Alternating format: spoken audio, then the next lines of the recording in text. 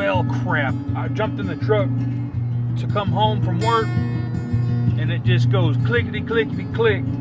So my battery died, and I got stuff I got to do this afternoon. I got plans at 7 o'clock. I'm on my way to pick up my daughter right now, and I've got to pick her up. We've got to go home. I've got to go get a few tools, and then I got to go buy a battery. It's going to cost nearly $200. It's just ridiculous. And we got it started by push starting it, and I popped the clutch in second gear, got it running.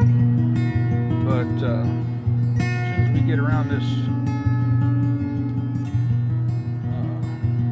circle, the roundabout, whatever thing they call it,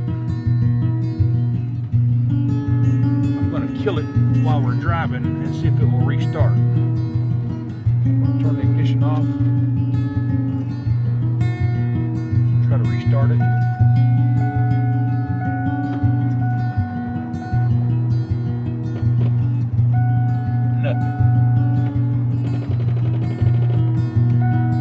Drop her down in about third, pop the clutch.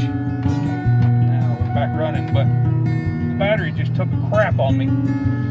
It's about 5 years old, and it's a yellow top from AutoZone. I've had good luck with AutoZone batteries, so I'm gonna go back and get me one of the yellow top Duralasts.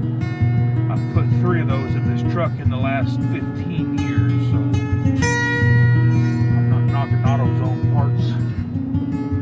Batteries are excellent. Anyway, I just thought I'd share that little bit of information. I want to help, Daddy. Okay. Here, grab that battery and bring it inside. No. It's too heavy now.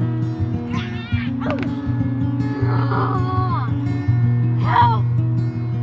Did you say it's as easy as pie? It's as easy as pie. Of course, I ain't bought no battery in about 6 years. Got a little sticker shock. $187. How does the poor man ever get ahead?